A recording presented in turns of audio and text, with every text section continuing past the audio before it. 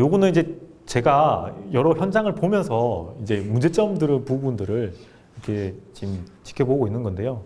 태양열 소독 같은 경우는 전체를 해야 되는 건데 아니면 이렇게 고랑에 남겨두고 그 태양열 소독을 미흡하게 했던 부분이 있었던 부분이고, 그리고 이제 비닐 들뜸 현상도 있습니다. 이게 겨울철 양파가 휴면에 들어가게 되면 잎은 얼어 있습니다. 그러면 그 바람에 의해서 그 비닐과 그리고 줄기가 바람에 의해서 이렇게 마찰이 생기지 않습니까? 왔다 갔다 하면서 이게 흩날리면서 비닐에 의해 그러면 뚝뚝 부러지는 상황도 있습니다. 그래서 이런 부분은 고정을 잘 해야 되는 상황. 그래서 어느 날 이게 서리빨 피해가 아니라 그 비닐에 의해서 마찰력에 의해서 떨어져 나가는 경우도 많이 있었거든요. 그런 부분이 있었고, 요거는 이제 약해 의심 피해인데, 우리가 이제 정식 전에 그 주요 제초제를 살포를 합니다. 그 발화 억제제죠. 발화 억제제인데, 최근 들어서는 비가 10월 달에도 많이 오기 때문에 본답 농장만 하는데 시간이 되게 많이 걸립니다. 양파가 보통 이제 벼를 베어내고, 여기도 논양파니까 벼를 베어내면 일주일 정도는 말려야 되고, 그 뒤에 로타리가 들어가면서 그 쟁기질도 하고 로타리가 들어가야 되거든요. 그러면 아무리 빨라도 3주 정도의 시간이 필요한 부분이에요. 정식까지 완료가 된다고 하면. 근데 이제 시간이 없다 보니까 휴립 복토기 동시 피복 작업을 하면서 동시에 이제 제초제를 넣는 거죠.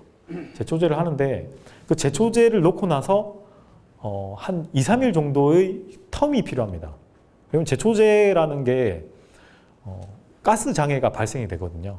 그래서 그 가스 장애에 의해서 만약에 바로 정식을 했을 때는 그 양파가 그 가스해에 의해서 약해에 의한 증상으로 해서 빨리 뿌리를 내리지를 못합니다. 그런 현상이 많이 있었거든요. 근데 여기는 뿌리를 빨리 내리지 못할 뿐더러 이제 12월 겨울이 되니까 서리빨 피해에 의해서 뽑혀 나와버린 거죠. 뿌리가 내리지 못하니까. 10cm까지 내리지 못했으니까. 그리고 여기는 토양 제초제를 한 번 더 뿌렸던 데 있고, 그래서 그런 부분이 좀 민감한 것 같습니다. 그래서 뿌리는 하얗게 살아있는데, 약해 피해 같은 경우는 명확합니다. 이게 뭐 저기 병이 아니라 약해 피해라는 게 명확한 거는 뿌리가 하얗게 살아있다. 다만 뿌리가 착건을 못한 거다. 타건을 못한 거다. 그렇게 보시면 될 것 같습니다. 그리고 이제 두둑 조성이 불균일한 부분도 있습니다.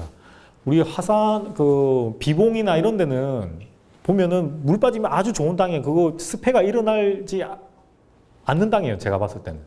양파 농사 짓기는 최적의 장소인데, 그럼에도 불구하고 너무 저기 두둑 조성 자체를 안 하는 경우나 그 두둑 자체가 그 격차, 높이의 구배가 없다 보니까 이게 서리빨 피해를 받는 경우도 많이 있었습니다. 왜 그러냐면 어쨌든 양파가 두둑이 있고 없고의 차이에 따라서 두둑이 낮으면 그만큼 땅 속에 있는 물과 가깝기 때문에 땅이 얼고 녹으면서 이 뽑혀 나가는 속도가 빠르게 되거든요. 근데 여기 같은 경우도 제가 확인을 했는데, 이게 화산이었나 비봉이었나 제가 그때 사진 찍은 건데 다 뽑혀 나간 겁니다. 여기가. 근데 여기는 조금 더 높았어요. 여기가. 그래서 그 두둑이 어느 정도 안정적으로 평탄화되고 그리고 높이가 있어야지 이게 안 뽑혀 나가는 게 있었습니다. 그래서 아무리 이제 함양군 같은 경우는 저기 50전까지도 두둑을 높이거든요. 물을 많이 댄다는 조건 하에. 물론 두둑을 너무 높이면 물을 더 많이 줘야 되긴 합니다. 물 빠짐이 너무 좋기 때문에. 특히 이제 근데 완주 같은 경우 걱정을 안 함에도 불구하고 너무 두둑을 이렇게 뭐 한 10cm 미만까지 이렇게 올리게 된다고 하면 서리빨 피해가 가장 많이 있었습니다. 서리빨 피해는 뭐 이렇게 뿌리가 뽑혀서 된 거고요. 그리고 저는 이제 그 현장에 갔을 때 이분이 양파 농사를 잘 짓는 것과 못 짓는 거를 딱 그 구분하는 기준이 그거에 있습니다. 잘 하시는 분은 그런 것 같더라고요. 두둑이 딱 내려서 앉아서 딱 보면 유리 거울처럼 하늘이 딱 비쳐서 딱 보여요. 근데 이제 이게 잘 안 되시는 분들은 울퉁불퉁한 거죠. 두둑이 조성이. 그렇게 된다고 하면 편차가 굉장히 심하게 되는 거죠. 그것도 당연히 저지대에 있는 양파는 습해 피해를 많이 받는 거고, 또 고지대에 있는 양파는 물 흡수가 더 없어서 더 말라 죽는 거고, 그런 편차가 있는 겁니다. 그래서 잘 짓는 분들은 이게 두둑이 완전하게 균일하고 평탄해졌다, 이렇게 보고 있습니다. 그런 부분도 있고, 저지대 같은 경우는 대규모 육묘상을 할 때 침수가 잘 되는 지역이 있는데, 이런 지역에 해서 좀 피해가 있었던 사례도 있었고요. 그리고 습해 피해 있었던 부분도 있습니다. 습해 피해가 있어서 이 부분도 좀 막아줘야 되는데, 이거는 지금 그 비가 많이 온 것 자체에 의해서 피해를 입은 건데, 앞서 설명드렸다시피 기본적으로 물을 주는 방식에 의해서, 물을 안 줄 수는 없는데 물이 가장 증발이 잘 되는 시기에 줘야 어쨌든 습해 피해를 막을 수 있다, 그렇게 보고 있습니다. 그리고 잘록병 피해도 있었습니다. 요거는 기존에 있던 트레이 상자를 계속적으로 연속적으로 썼을 때 지금 현재 피해가 있는 걸로 보고 있습니다. 거의 요거는 이제 곧 등록이 된 걸로 알고 있거든요. 병 약제가. 그래서 이거 약제를 쓰시면 될 것 같고.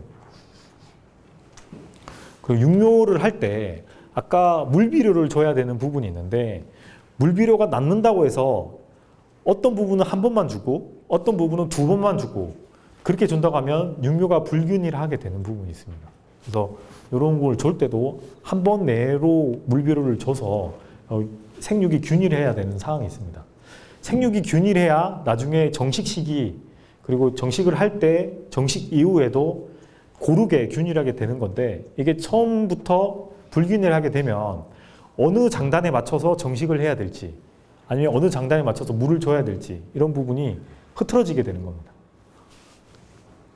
그리고 고자리 피해, 요거는 가을철 이제 기온이 따뜻해졌을 때 고자리 피해가 있는데, 고자리 피해는 원래 3, 4월 달에 피해가 많이 있는 부분인데, 요거는 10월 달에 11월 달에 발생이 돼가지고 양파의 뿌리를 시큰을 해서 이거는 원래 고자리 피해가 양파를 크게 위해하진 않는데, 육묘 단계에서는 이거를 양파가 못 쓰게 될 정도로 되는 거죠. 한번 시큰을 하게 되면. 왜냐면 양파가 어리기 때문에 그렇습니다, 당연히. 그리고 육묘에 약해 피해가 있습니다. 특히 아까 물 주는 방법과 비슷합니다. 약을 주는데 정량으로 줬다 쳐더라도, 육묘상에 정량을 줬다 쳐더라도 오후 5시 이후에 주면 어떨까요? 그 물이 증발을 하지 않습니다. 약이 증발을 하지 않겠죠. 그러면 어떻게 됩니까? 약해에 의한 피해가 발생될 수가 있는 겁니다. 여지가 높은 거죠. 그래서 너무 늦게 주게 되면, 물이 증발하지 않는다면 이게 약해 피해가 일어나게 되는 상황입니다. 양파의 뿌리의 생육이 10cm는 돼야 된다고 했습니다. 그래야지 양파가 한겨울에, 지금 이제 보면은 양파가 땅이 얼었다가 낮에는 녹다가 얼었다가 녹다가 반복이 되지 않습니까? 물에 의해서 얼면은 부피가 팽창됐다가 녹으면 줄어들었다가 얼으면 늘었다가 이제 녹으면 다시 줄어들고, 이게 계속 반복이 되면서 얼었다 녹았다가 반복이 되면서 팽창과 수축을 반복이 되겠죠. 근데 뿌리의 깊이가 낮아지게 되면 이 뿌리가 땅과 결착하는 힘이 약해져 있기 때문에 금방 뽑혀져 나가는 겁니다. 그게 이제 서리발 피해의 원리인 거죠. 그리고 이제 이듬해 습해 피해에 대한 현상이 많이 있습니다. 습해 피해. 습해 피해는 이게 이제 입마름병과 좀 다른 부분인데, 양파의 뿌리가 이제 피해를 받으면 그 양파의 끝도 피해를 받는 거라고 보시면 되겠습니다. 그래서 양파가 보통은 본 뿌리랑 대비해서 본 뿌리가 한 60cm 정도까지 자라고, 양파 줄기 같은 경우는 120cm 정도로 보시면 될 것 같아요. 거의 2대 1인데, 뿌리가 만약에 습해에 의해서 5cm의 피해를 보게 된다면 줄기는 10cm의 10cm가 마르게 되는 거죠, 기본적으로. 그렇게 비례한다고 보시면 됩니다. 그래서 스페는 이 공통적인 사항이 줄기의 끝이 마른다는 겁니다. 마른다는 거. 이게 입마른 병이 아닙니다. 입마른 병이. 습해에 의한 피해라고 보시면 되겠습니다. 그래서 배수로를 좀 더 확보해 줘야 된다는 거랑, 그리고 관수할 때 주의를 해야 된다는 거죠. 그리고 12줄 재배. 현재는 지금 국산에 있는 6조 재배는 거의 지금 생산이 중단된 걸로 제가 알고 있고, 4조, 왕복 8조가 이제 대다수로 이제 접어든 것 같아요. 그래서 그렇게 하고 있는데, 이제 12줄 재배를 하게 되면, 이거는 뭐 의미가 뭐냐면, 두둑의 넓이가 넓으면 넓을수록 습해에 의한 피해가 많아진다. 생산성은 별 차이가 없다. 이걸 뜻하는 거거든요. 물론 이제 4줄 재배했을 때는 생산성이 조금 감소하는 부분이 있는데, 그 대신에 4줄 재배는 구가 그만큼 커지는 부분이 있기 때문에 물량이 줄어드는 게 상쇄가 된다고 보시면 되겠습니다. 아까 추대는 이야기했으니까 넘어가도록 할게요. 분구도 마찬가지고. 예전에는 60일 묘를 많이 썼기 때문에 그런 부분이 많이 있었는데, 지금은 어린 육묘를 쓰면 더 그렇고, 특히 트레이 상자를 통해서 육묘를 하게 되면 더 그 추대나 분구는 없어진다고 보시면 되겠습니다. 그리고 그 상자 육묘를 하는 게 오랫동안 잎이 덜 말라가고 생장이 오래 간다. 그렇게 나와 있습니다. 열구 현상도 있습니다. 열구는 양파의 어쨌든 뿌리가 갑자기 터지는 거죠. 터지는 건데, 요거는 물을 너무 안 주다가 이제 5월 초에 굴을 키우다고 생각하고 갑자기 물을 많이 줬을 때, 그리고 비료를 늦게까지 줬을 때, 이게 복합적으로 일어난다고 보시면 되겠습니다. 그래서 비료를 늦게 주면서 물을 갑자기 마른 상태에서 갑자기 주면 이 터지는 현상이 많이 있었습니다. 그래서 그런 부분만 조명하면 되고,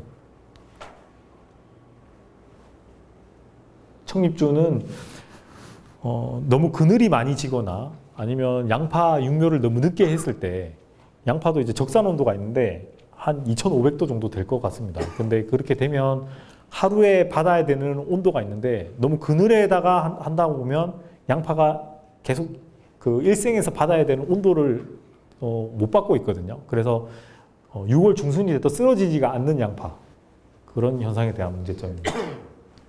네, 요즘에 거의 없는 것 같아서. 녹균병 발생도 있었고요. 이건 쭉쭉 보고 넘어가겠습니다. 그리고 양파는 이제 물에 의해서 침수가 됐을 때, 물을 좋아하지만 물에 의해서 취약한 게, 침수가 되면 6시간이 되면 뿌리가 그 손상이 이미 되는 거거든요. 물을 빨리 빼줘야 됩니다. 우리 벼야 만 48시간이라는 시간도 버틴다고 하는데, 양파는 제일 못 버티는 시간이 6시간밖에 안 됩니다. 6시간 안에 물을 무조건 퇴수를 해야지 이 뿌리가 안 통하는 거고, 이렇게 그대로 뒀다가는, 왜 그러냐면 4월 말이나 5월 초가 되면 온도가 급격하게 올라가는 시점이거든요. 그래서 그 물이 빗물 온도도 높습니다. 그래서 용존 산소량이 급격하게 떨어지기 때문에 이렇게 빠르게 이제 마르는 상황도 있었습니다. 그래서 일시적으로 말라지는 거죠. 그리고 비료를 많이 주는 그 양파 같은 경우 이제 세균성 썩은 병, 이런 부분이 많이 있었습니다. 그래서 한 예로 함양군에서는 그 예전에 양파만 따로 축제를 했었는데, 그 축제를 하면서 대도시, 대전이라든지 이런 도시에서 분여회에서 양파를 구입하라고 옵니다.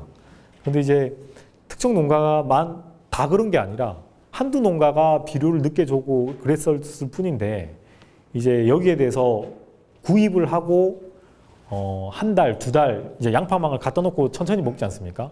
근데 이제 썩은 냄새가 난다는 거예요. 그래가지고 전화가 와서 항의 전화도 하고, 군에서 축제를 했으니까 군에서 물어줘야 된다든지 그렇게 하고, 그 일정 농가는 자기는 책임이 없다, 판매를 했으니까, 이렇게 되다 보니까 이런 문제점이 많이 있었습니다. 세균성 썩은병은 그 트레이 상자에 소독을 잘 안 했을 때 요거는 나오는 거고, 약재가 일단은 나와 있는 건데, 어쨌든 육묘 상자를 잘 이제 소독을 해야 되는 그런 상황이 중요한 것 같습니다. 그래서 건부병이 걸린 거는 이 뿌리의 중심부가 죽어 있는 겁니다. 근데 여기서 정상적인 양파는 뿌리가 하얗게 살아 있는 거죠.